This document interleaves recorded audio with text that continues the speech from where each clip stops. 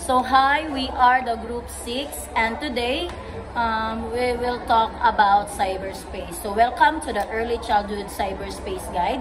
Today we focused on cyber safety for young learners, an essential part of digital literacy and responsible online behavior for children. So ang episode 1, it is all about cyber safety for young learners. So for me, Aliyah, what is your insights about technology nowadays karon sa mga bata? Well, it is very impactful for children to use. Pero advice lang na ako, no, i-lessen ang time exposure. Yes. I mean, magamit ang technology for children for entertainment purposes, but gamitin lang siya only for moderation na kailangan monitor ang every movement.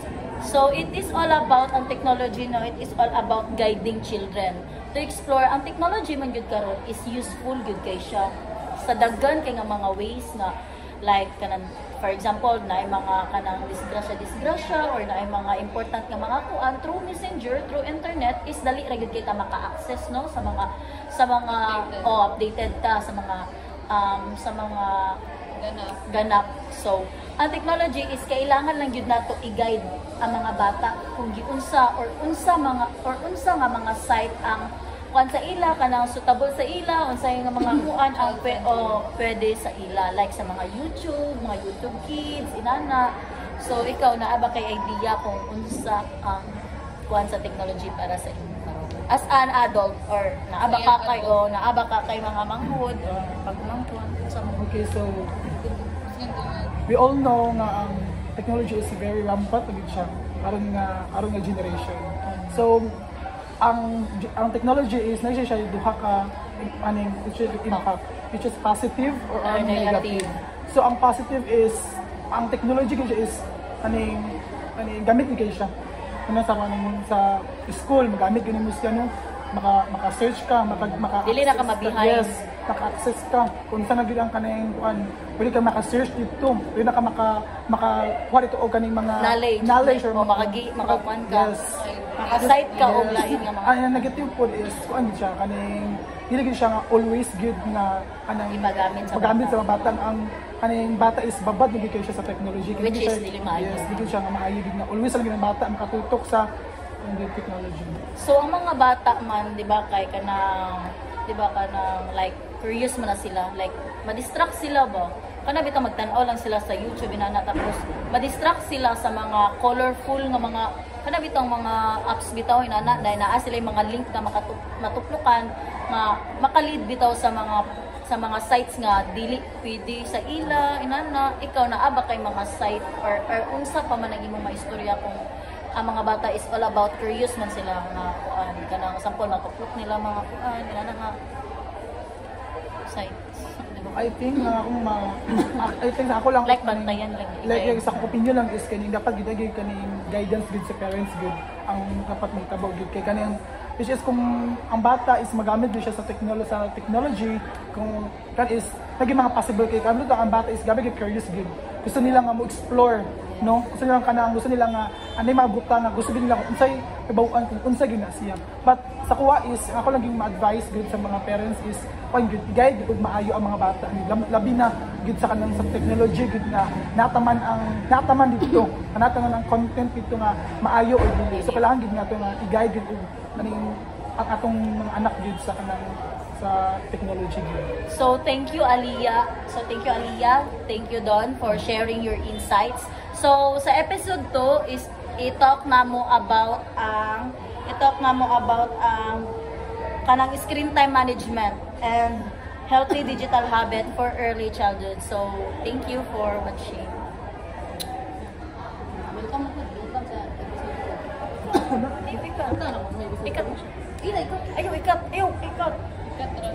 So hi, welcome to our episode 2. We'll talk about screen time, healthy habits for early childhood learners. So ang technology is provide siya of valuable learning opportunities. Like kanang ikuan mo ang children sa kanang mga hands-on play activities, creative arts, reading and social activities. So pamaagi ng experiences, mas ma-develop nila ilang cognitive skills like problem solving and memory. Yes, ang uban ng good sa base akong nadunggan sa mga expert is 1 to 2 hours ra gyud nimo kailangan gyud nga kanabitang ipagamit sa mga bata ang technology like 1 or 2 Screen hours time. screen time. So, we all know nga ang bata is maka-gain maging ang bata gyud sa through technology. But also ato po silang engage pod sa Real world. in real world that ang mahimo ko silang productive pod sila. Dili lang sila mahimong kanang Correct. mahimo lang sila umito sila tan-aw sa cellphone but ato po sila Mas engage more on. more on Mas productive. i-socialize. Balance. Yes. I-socialize nimo sila sa ilang mga peers so that they can learn. Yes, to engage pod sila, to Yes. collaborate pod sa uban. Wala dili sila magresulta nga magmayuan sila og kanang loner sila bitaw kasi Yes. ginagawa ko sa gadget. So, Kaya naman gyuban bata interact ba with nga sila. mas more on gyapon sila sa technology tapos kana man gyud inanak kasi nga mga bata is dili kabalo makig-socialize like Mga na sila nerd. na sila makita nga mga bata ba nga Hindi sila wala kasabot, dili sila sila- kabalo sila dili lang gibuhat. dili sila kabalo sa pag kana bitang pag kana natural lang nga play. pag ba pag approach ba inana bitaw o pagalog-gilo kay what is sige ra man sila og kuan sa technology. Correct na sila sa iPhone. Munang, you know, hands-on activities, mas maka-learn ang bataan na Sa- like through experiments, Yes, kanang mga kanang outdoor like- activities, yung ano ba? Like kanang playing sa ilang kauban, inana, bisag playing toys, sharing toys, inana, Correct. bisag gamay lang kay nga pamaagi. Engaging. Gamay na kay nga pamaagi is maka-impact gid sa ila, no? Dili lang kay physical. It also ka-impact gid sa Sa ilang motor yes. skill, Sa ilang locomotor, Yes. sa ilang tanan nga kuan physical, emotional and also sa spiritual. Kay nana man gyud is mas malipay man gud ang bata no. Dili ra kay sila malipay kay malipay sila sa videos, malipay sila sa kuan sa cellphone na mas malipay sila kung actual gyud nila nga kanabitang makakuan sila mga kauban.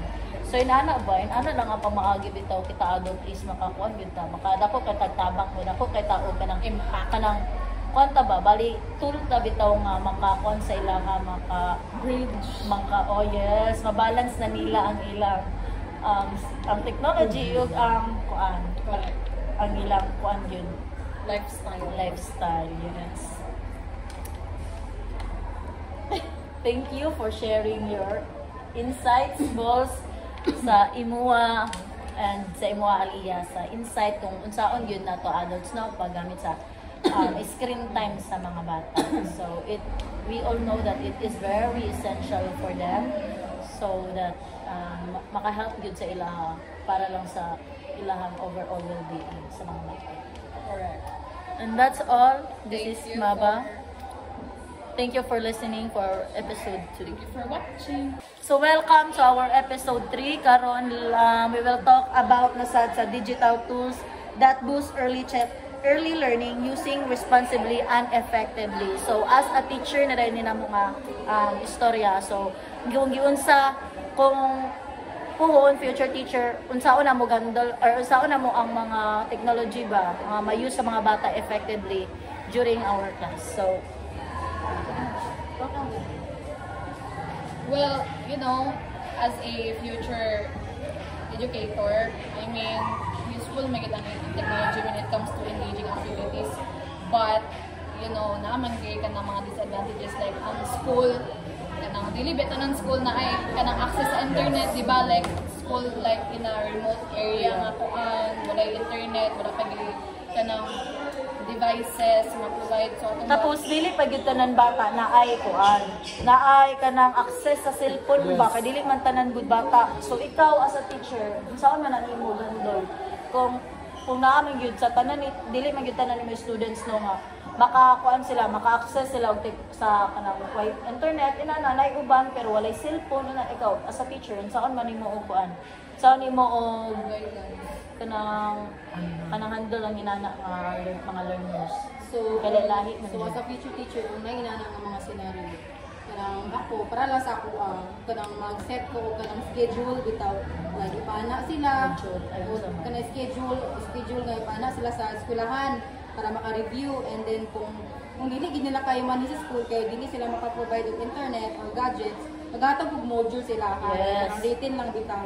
Para Kita. dili po sila magka. So dapat no ang mga teachers sad naagyoy sakto ba nga kanang bitang ay initiative ba nga kanang dili man sila maka sabay sa ilang mga classmate but dili sad sila ingon nga iliwit silang lesson kay ikaw as a teacher maghatag man gyud ka og module para gyud sa ilang nga makatuon sila.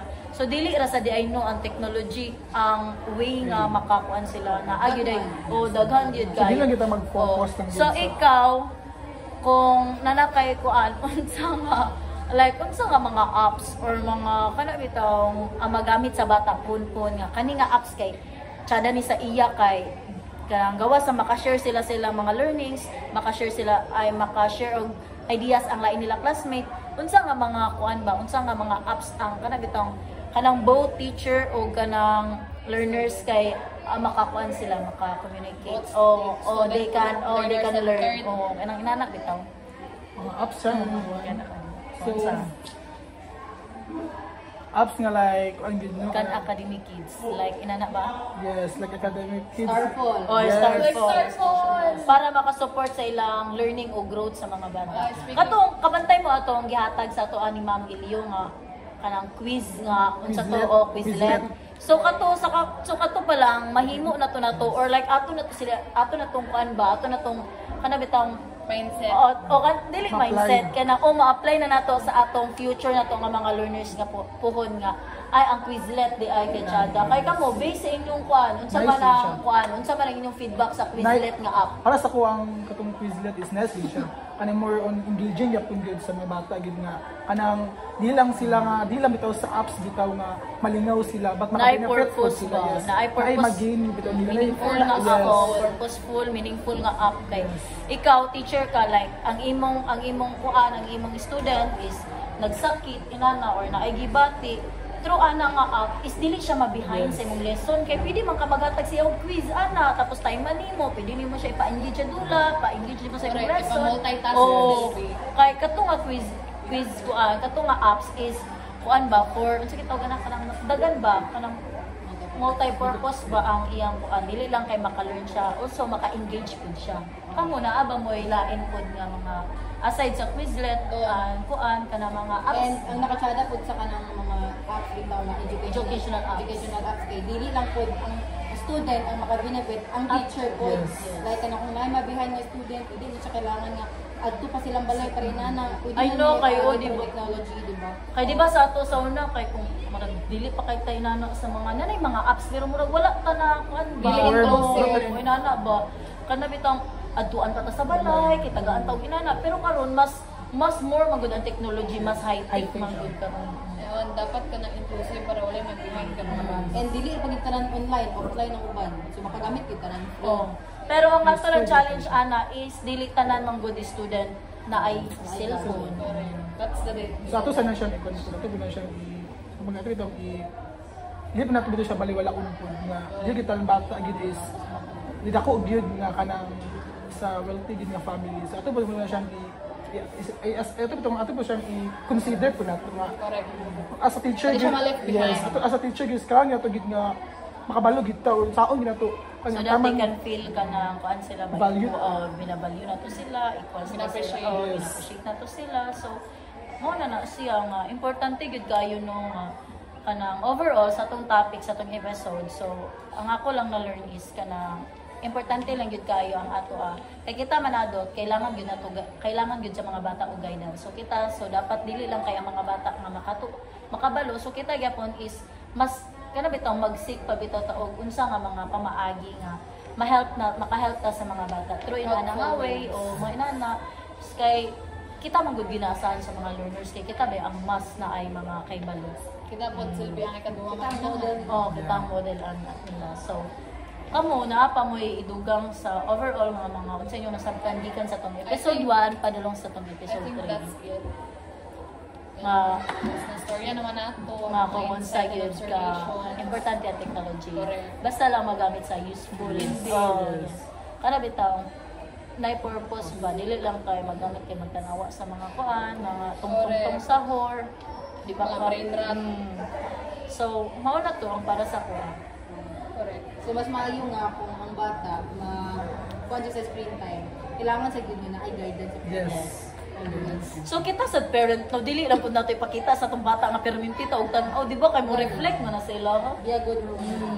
You know, curiosity hits. Oh, curious oh. Kay grabe ba gid ka curious ang bata. Ah si mama tet awak man gini sa cellphone. Okay man lagi kay ni oh, di Yun ay ba? kasi mo Oh. ay children are great imitators. Yes. Indeed. Tunay, children are great imitators.